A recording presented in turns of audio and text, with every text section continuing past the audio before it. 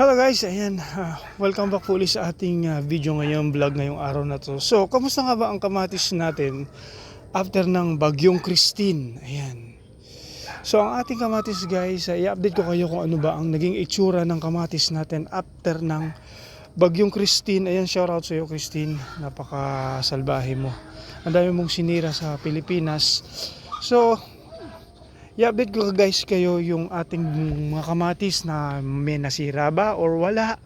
So ayun nga guys, may ilang nasira at una sa lahat guys, nahihinugan. Ayan, shoutout nga pala sa buyer ng mga kamatis. Baka naman ikutan nyo ng aming kamatis ni Sherwin. So ayan guys, medyo nahihinugan na, hindi lang nahihinugan, medyo marami-rami ng hinog. So ano nga ba ang ating topic ngayon sa ating kamatis ay i-update ko kayo kung marami bang patay na kamatis dahil gawa ng bagyong Christine. So ikutin natin guys, pakikita ko sa inyo ang itsura ng ating kamatis after nung nagbagyo nga na yan. Ayan, oh. Sa bandang area na to guys, yayayayan, kita nyo naman ang nangyari dyan ay lumitaw lang yung bunga dahil nalanta. May ilang piraso na nalanta. Tapos, and guys, mga buhay. Actually guys, ang ating kamatis naman ay approximately guys, I think 90% buhay. Survivor sila. Yan, survivor. Ang 90% survive ang ating kamatis. At ang ampalaya, ayan guys, kita nyo. Ayan, ikutin natin. Ayan guys, patay yan. Parang pag-goodbye na sila. Kita nyo, parang pag-goodbye na. So ayun naman, yan din, naglanta yan, tapos buhay, lanta, buhay. So ganun ang nangyari guys. Ayun ang daming bunga diba, ayun namumula na Ngayon sana ang first harvest ng ating kamatis. Kaso nga lang, kinancel ng aking kasama na si Sherwin. Ayun ang daming bunga, buhay yan diba? Shoutout, ayan, mega loud shoutout sa ating mga buyer ng kamatis. Baka naman, sige na. Ayan namumula-mula na, nahihinog-hinog na. Ayan, ang ganda ito. Survive na survive yung ating kamatis. May mga bulaklak pa. Ang dami ring bunga. Ayan, shoutout kay Disho. Baka naman, puntahan muna ang aking kamatis. Ayan, ang dal-dal-dal natin. Guys, ayan, kita nyo, namumutak-tak ang bunga sa kamatis. Ng kamatis pala. Tapos ayun, may lanta. Ayan, may lanta.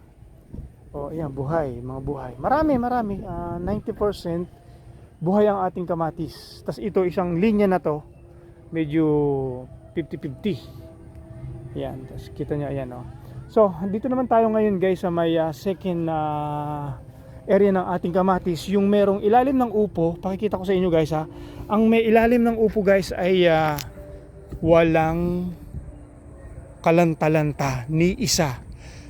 Mas maganda pala guys, alam nyo, mas maganda pala guys yung merong protection sa ibabaw, gawa ng hindi siya masasalanta ng tubig ulan, didirekta dun sa may pinakapuno niya. Nasa pinakapuno niya, walang direktang galing sa taas na tubig. Tapos, ayan, survive sila guys. Ang ganda wala man lang kalanta-lanta ni isa. Ang daming bunga, lalaki pa Ayan nahihinugan na Shoutout! Yan, mega loud shoutout sa ating so lahat guys, isang pitak to. Isang pitak yan. Hanggang doon. Ayan. Tapos hanggang dyan, nakita nyo naman sa unang video natin ay walang salantayan. Maganda lahat. Thank you Lord. Pinrotektahan tong ating mga kamatis. 90% buhay ang ating kamatis. Kita nyo ang lalaki ng bunga ng ating kamatis Ayan Kita nyo yun guys diba ang pula. Ayun pupuntahan natin, iikutin natin guys wala tong cut. Kita nyo, ang daming bunga, nakakatuwa naman yan buhay lahat yan guys. Yan, ina-update ko lang kayo guys kung ano ba nangyari ng kamatis natin after ng bagyong Christine. Ayun, ang dami na akong nakikitang hinog. Ayun, may pula-pula na. So ayan, kita nyo naman guys lulusot tayo dito sa kabila. Sa kabila tayo. Uy, putik. So ayan Hanggang doon yan. Yan o, tama. Isang pitak to. Kita nyo guys, walang sign na medyo na binugbog ng hangin, binugbog ng ulan. Oh, kita nyo guys, no? Shout out sa mga buyer dyan. Baka naman, ayan, puntahan nyo na kami dito. Baka naman mag-usap na tayo kung magkano ang ating pakyawan. Baka naman, diba? Ang daming bunga, oh. Wow. Oh. Ayan, oh. Hahalawin sana ngayong araw na to kasi nga guys, nasisira na yung iba doon sa may sulok. Kasi nagaulan-ulan nga nung mga nakarang araw dahil ayaw papasukan ni kasama nating si Sherwin dahil baka nga naman magkanda matay-matay. Hinaya lang namin na 3 days. Oh, ang ganda, oh. Ang lalaki, ang daang bunga, oh. Parang Christmas tree. Oh, ayun na. Hinog-hinog na, oh. Ang ating mga upo. Bukas din pitas ng upo. Oh, di ba? Ang daming bunga. Hindi ko na guys iikutin lahat kasi itong buong area na to, isang pitak na to ay buhay lahat. So, pupunta tayo dun sa may sulok. Ayan, oh. Nakikita ko sa inyo din yung mga na damage. Ayan, pula na, oh. Ayan, baka naman sa mga buyer dyan, baka naman puntahan nyo na. Oh, kita nyo, oh, hanggang dun yan. Ganyan lahat ang bunga guys. Consistent yung kanila, yung bunga na makapal.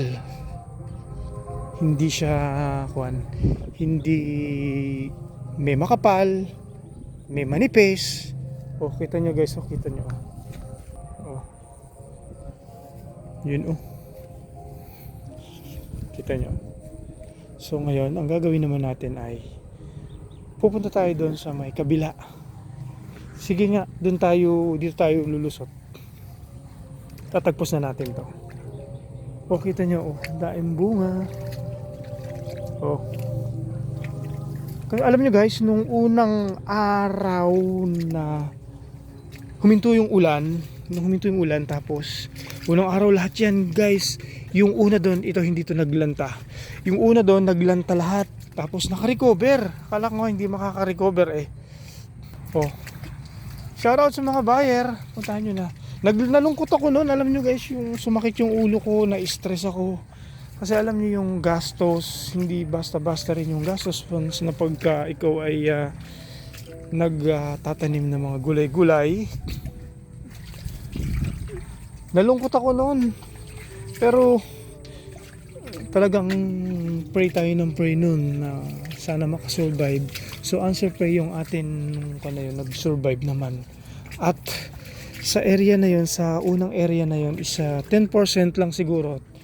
Tatansya ko kay 10% lang yung kanyang damage or 15% ganun siguro. Mas marami yung kuwan. Kita nyo, oh, dami bunga, oh. Yung mga upo, oh. Yan, oh, hanggang dito, oh. Hanggang dyan yan. Kami kamatis pa tayo dyan.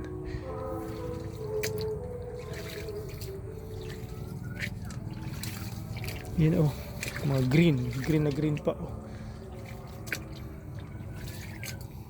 Ang lalaki ng mga upo natin. Walang cut tayo guys, no? 9 minutes na pala to. Doon punta na tayo sa kabila, ha? So ayan, malapit na tayo guys sa may kabilang side. O ayan, kita nyo guys, oh, kalbo. Dahil bunga lang ang natira itong isang tudling na to. Medyo nakuan. Kita nyo dahil bunga, oh. Nakalapag sa lupa. O ayan, oh. Hanggang dito guys, buhay yan. Buhay. Kaya nga sabi ko sa inyo guys ay 10 to 15% lang yung damage ng ating kamatis. Oh, ayan, oh, ang pula na, oh, mga namumula na, oh. Ayun, ang dami ron, oh. Oh, ayan, oh. So, papasukin natin. Saan ba tayo papasok? Ayan, oh. Kita nyo guys, ha? Oh. Green na green lahat sila. Ayun o, buhay na buhay. May ilan dito. Oh, kita nyo, ang daming bunga guys. Oh. Ito, naglanta yung napakaraming bunga. Oh. Ang lumitaw lang ay bunga. Yan lang. Ito, ayan. Oh, ang ganda. Pero dito na naman, marami. Ito tayo dito. Papasukin natin yung pinakagitna. Kwan. Tsaka alam nyo guys, no? Maganda rin yung madamo. Malaking advantage ng maraming damo na ganyan. Survivor yan pagka may mga ganyan. Kita nyo, survivor siya. Oh. Kasi nakakatulong siya sa may kamatis na sa mga tubig. Nakakatulong yan. Kita nyo guys, ang dahil bunga sa ilalim. Mapula na. Yan o. Yan o, kita nyo green na green guys. Oh. Buhay lahat yan o. Ayan yung ampalaya natin, 17 na. Matagal-tagal pa yan. Mga kalagitnaan ng Nobyembre. Tama, ang dami guys. Bunga rito yan o. Madaing bunga ang looban yan. Tapos ayan o. Marami nang hinog. Thank you Lord. Ayan o. Tapos ito guys, pakita ko sa inyo. Ayan o. Sisira na lang siya. Kaya sabi ko sa inyo, ayun ang daing bunga o, sa ilalim. Kaya nga sabi ko sa inyo, mga buyer, baka naman, kita nyo ng baka naman, puntahan nyo na yung kumpul-kumpul kong kamatis. Ayan o. Green na green. Yung iba mapula na. May mga silay na. Ayan o. Ito guys, yung magbuhat dyan, ayan, hanggang doon. Yan. Damage yun. O, kita nyo, lanta sila guys. O. Lanta. Katulad yan, lanta. Pero ganun pa man, masaya pa rin ako. Kami nila Sherwin dahil survivor ang ating kamatis. May mga bulaklak pa. O. O, diba? Ayun o, sa loob o. Red na. Ayun pa sa looban o. Yan o, daan bunga o. Yan ito, lanta to. May lanta. Kita nyo o. Ilan lang yung lanta. Buti naman, ilan lang yung lanta. Kita nyo doon o. Green na green. Tapos ito, may lanta rin. Yung ilalim o. Yan pinapakita ko. Kasi baka naman makita ng mga buyer dyan. Di ba? Ayan o. Ayan o. Yung pula. Kita nyo naman guys. After ng kamatis, may kasunod tayo na harvestin ay ampalaya. Ito medyo lanta ritong ilang puno. Ayan pula na. May ilang lanta puno. Ayan dahil pang bulaklak oh. Marami. Actually guys, marami talagang bulaklak ito nung bago bumagyo eh. Oh, dahil bulak bunga oh.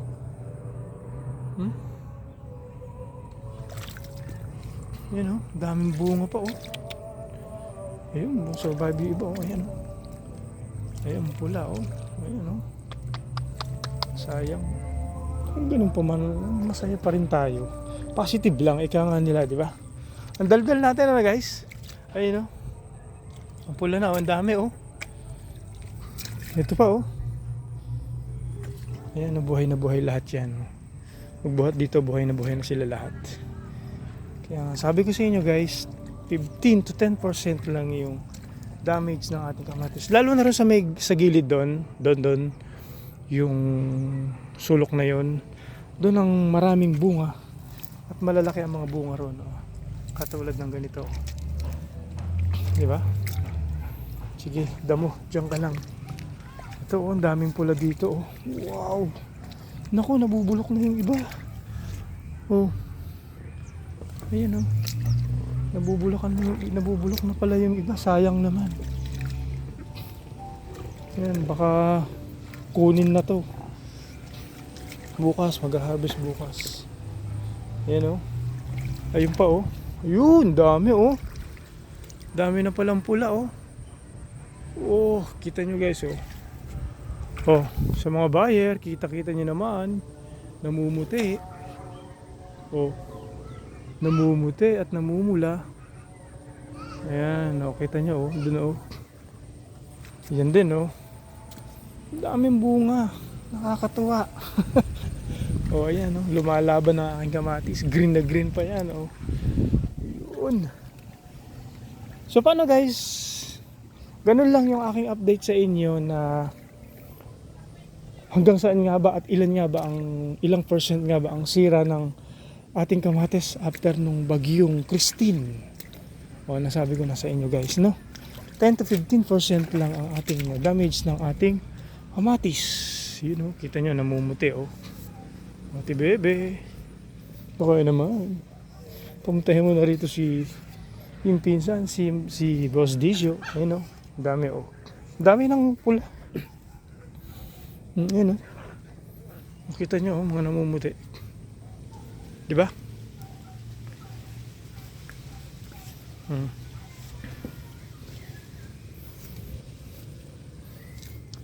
So paano guys, ayan, nandito na ako sa likod. O, kita nyo guys, oh. Kita nyo yung aking pinaghirapang ilang linggo-linggo. Ang bakod. Diba? Oh, paano guys, maraming salamat. Ayun yun pa, oh. Thank you so much for watching guys. Ayan, ganun lang, in-update ko lang kayo kung ano na ba ang nangyari. Bye bye guys, peace out.